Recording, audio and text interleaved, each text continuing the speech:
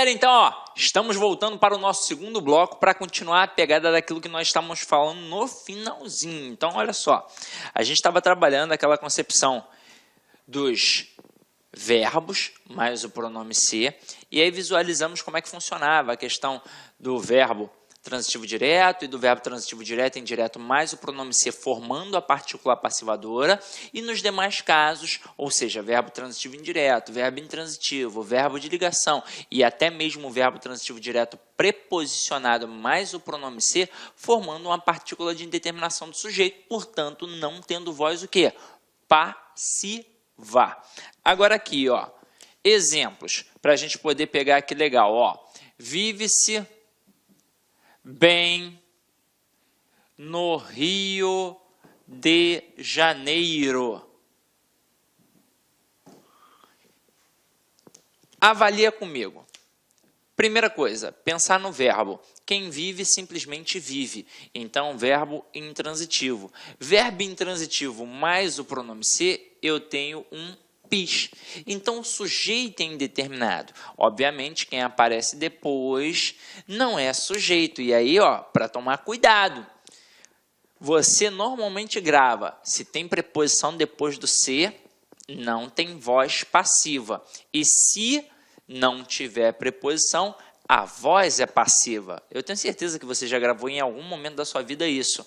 Aí, tem preposição? Não tem, e a voz não é o quê? Não é passiva. Então, se liga só.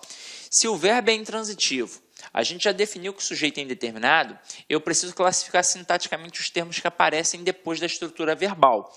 Mas aí você já deve ter aprendido isso comigo em transitividade verbal. Se a gente tem elementos atrelados aos verbos intransitivos, eles meramente indicam circunstâncias. E aí, por isso, eles vão funcionar como adjuntos adverbiais. Bem, funciona como adjunto adverbial de modo, porque é como o cara vive, é o modo como ele vive, ou seja, ele vive bem.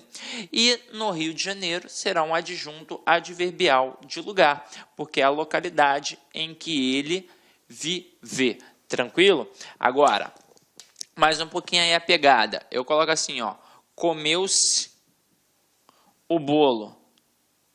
O bolo foi comido. Então, ó, verbo transitivo direto, mais pronome ser, particular passivadora. E o bolo, obviamente, é o quê? É um sujeito. E agora vem o creme de la creme. Comeu-se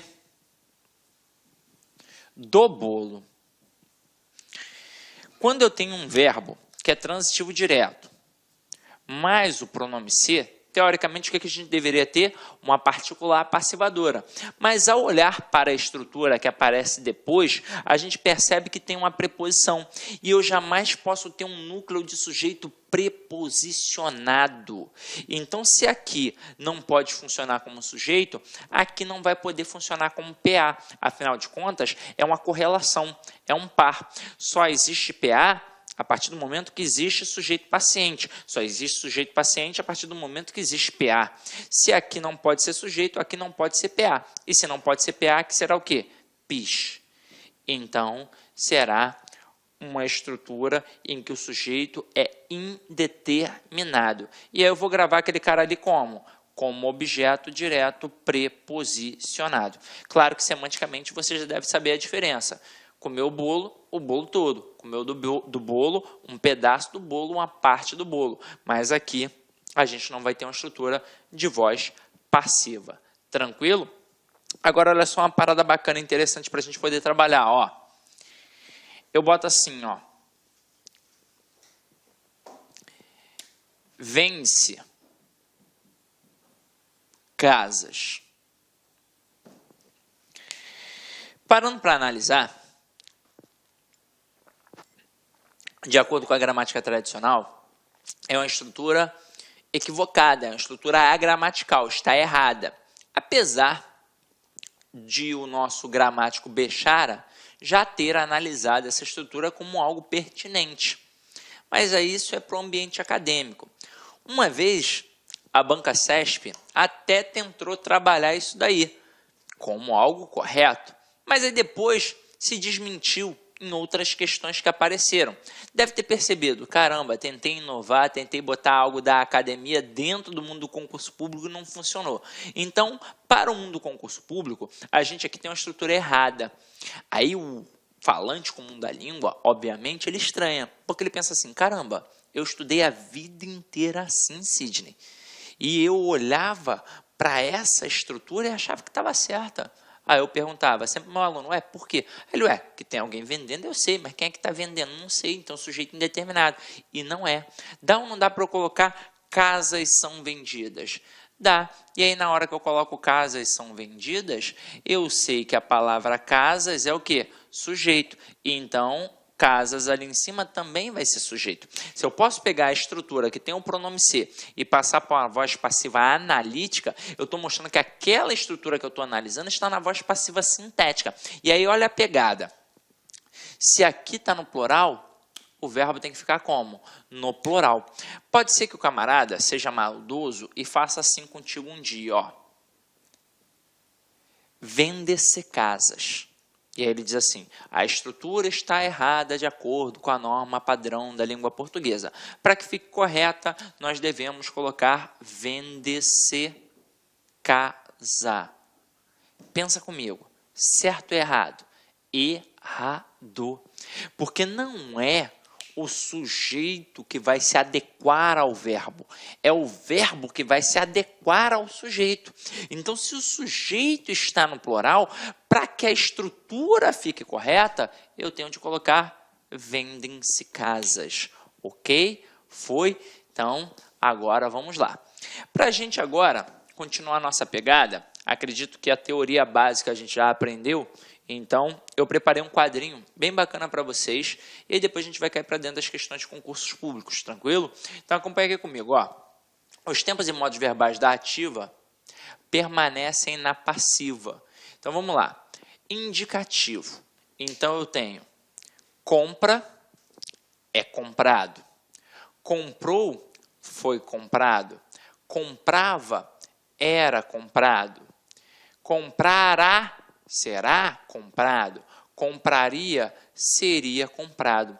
Então, a gente aqui no indicativo trabalha todas as estruturas. A gente trabalha o presente, a gente trabalha o pretérito perfeito, a gente trabalha o pretérito imperfeito, a gente trabalha o futuro, a gente trabalha, o pretérito imperfeito, o mais perfeito e por aí vai. Então, meu companheiro, tudo aqui no indicativo, quadrinho que você pode acompanhar. Aqui no subjuntivo, compre, seja comprado. Comprasse, fosse comprado. Comprar, for comprado. E isso aqui você já domina legal. Agora, aqui, nas locuções verbais, é que de vez em quando o aluno derrapa. Porque quando eu tenho um verbo que está sozinho, como eu já mencionei com vocês lá no primeiro bloco, a gente transforma aquele verbo em uma locução verbal. Agora, e quando eu tenho uma locução verbal, como aqui, por exemplo, tenho comprado. Reparem que a locução verbal da voz passiva, ela apresenta o verbo ser mais o particípio. Quando eu coloco tenho comprado, tem verbo ser? Não, não tem verbo ser. Não tem, eu tenho aqui, ó, duas estruturas e não apareceu o verbo ser. Para que eu possa colocar numa voz passiva analítica essa locução, eu vou ter que pegar e vou ter que acrescer o verbo ser. Então, ó, tem sido comprado. E por aí vai, ó. Quer ver, ó? Tinha comprado. É uma estrutura que tem uma locução verbal, mas é uma locução verbal de voz ativa. Porque não tem o quê? Não tem o verbo ser. Agora aqui, ó. Tinha sido comprado. Agora passa a ser uma voz passiva, porque passou a entrar o quê? O verbo ser. Depois aqui, ó. Deve comprar. Não é voz passiva, porque não tem o verbo ser. Para ficar como voz passiva, ó, deve ser comprado. Então, sempre tende a aparecer o verbo ser para que você possa perceber que é uma estrutura de voz passiva. Não basta aparecer uma locução verbal. Ah, apareceu uma locução verbal, ó, tenho comprado, então voz passiva, né, Sidney? Não. Para que seja uma locução de voz passiva, você tem de ter ali no meio da estrutura um verbo ser na estrutura auxiliar. Ok? Show? Então, agora eu acho que a gente já matou tudo e agora a gente vai cair para dentro. Depois, com calma, você vai analisar todas essas possibilidades aqui na aula de tempos e modos verbais, tá? Então, vamos lá. Primeira questão aí para a gente começar a brincar, galera.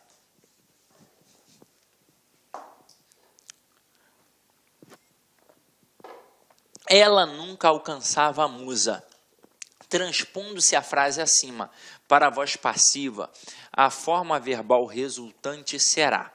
Então, ele nem se preocupa com a passagem toda, ele só se preocupa com a estrutura verbal, que está relacionada aqui, ó, ao alcançava. E aí, gente, a gente mata fácil, porque na hora do cruzamento, eu só mexo no ela e só mexo na musa. Porque é o seguinte, o nunca é uma estrutura adverbial, um advérbio de negação.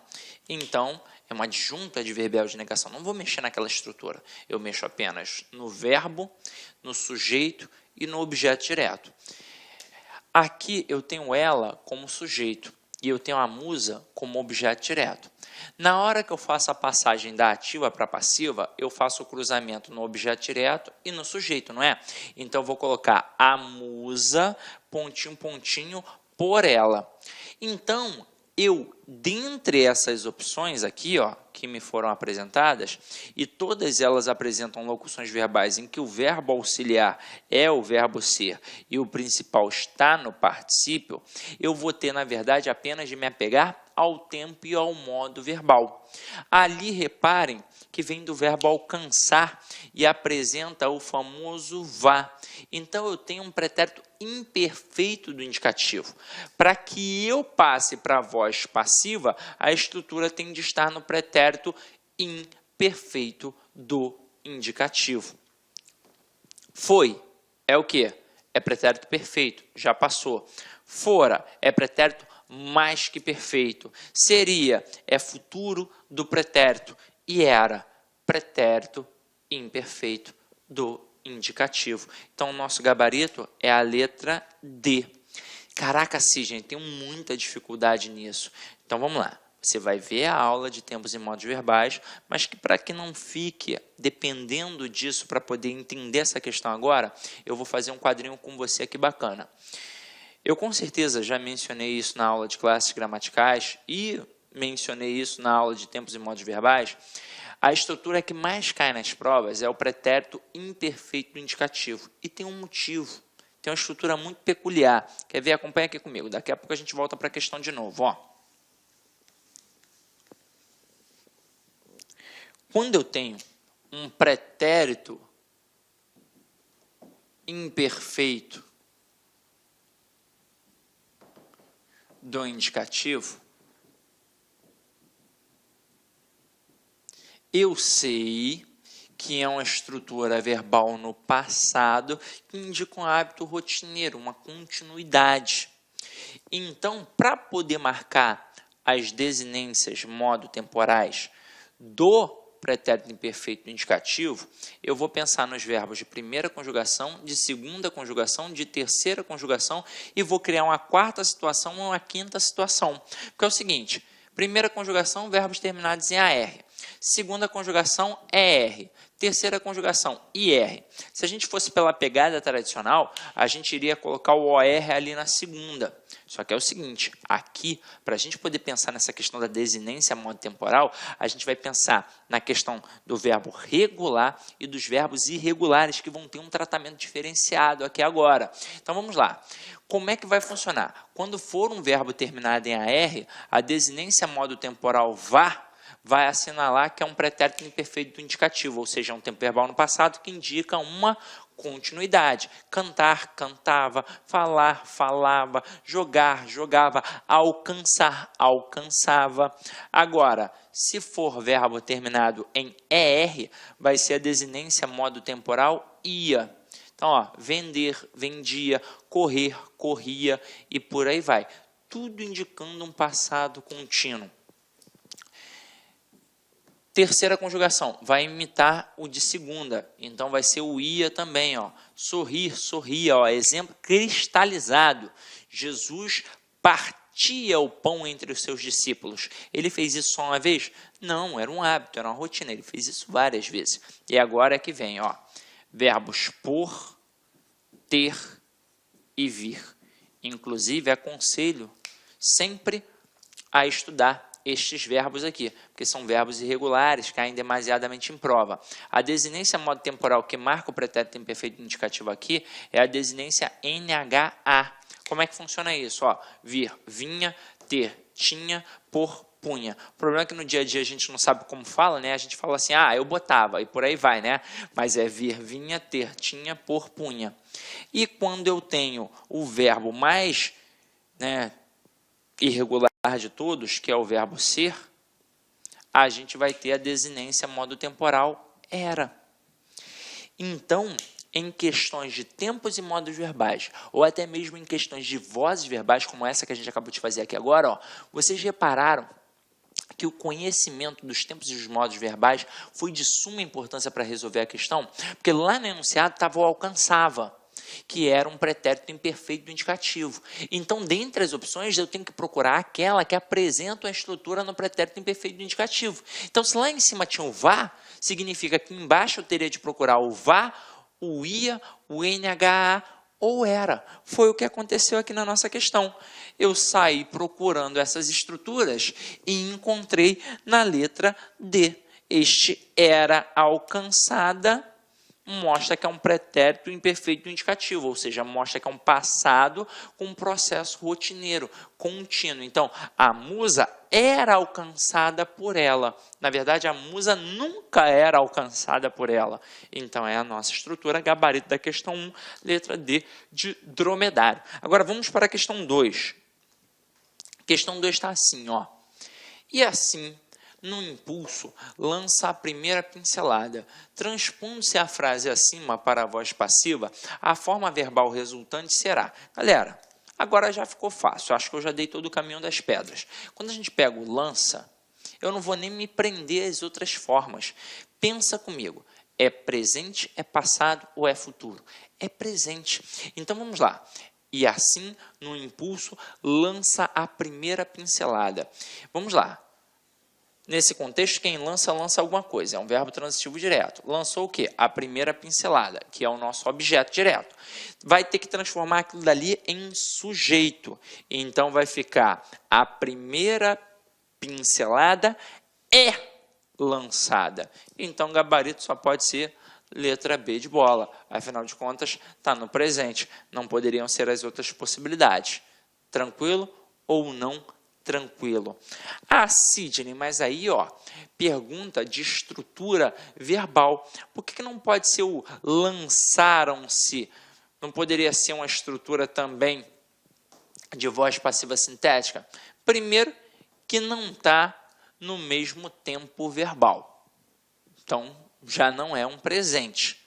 Se ele tivesse colocado lança-se, aí beleza. Segundo, o verbo aqui, ó, ele está colocando a estrutura no plural. Caramba, o núcleo do sujeito está no singular. Como é que vai poder ser? Não tem como. Então, gabarito sem sombra de dúvidas, letra B de bola. Vamos para a terceira questão. Ó. Opa, a terceira questão é um pouquinho maior, hein? Vamos lá, o camarada aqui agora vai mexer com tudo. Aí ele bota assim, a carta, essa personagem central dos últimos séculos, foi solapada pelo e-mail. A frase acima está corretamente transposta para a voz passiva em... Então, vamos lá. Aqui o que o cara fez? Ele, na verdade, ele tem a voz passiva e pede para passar para a voz ativa.